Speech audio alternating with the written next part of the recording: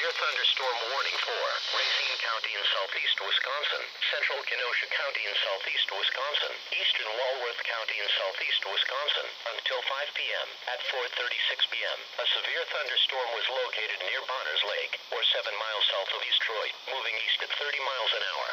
Hazard, ping pong ball size hail and 60 miles an hour wind gusts. Source, radar indicated. Impact, people and animals outdoors will be injured. Expect hail damage to roofs, siding, windows and vehicles. Expect wind damage to roofs, siding and trees. This severe thunderstorm will be near Bonners Lake around 4:40 p.m., Browns Lake around 4:50 p.m., Rochester around 4:55 p.m., Union Grove and Eagle Lake around 5 p.m. Other locations impacted by the severe thunderstorm include Kansasville, Waterford, Springfield, Salem, Burlington, Bristol, North Cape, Slades Corners, Honey Creek and New Munster.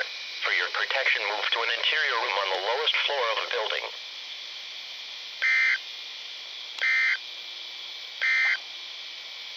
Severe thunderstorm.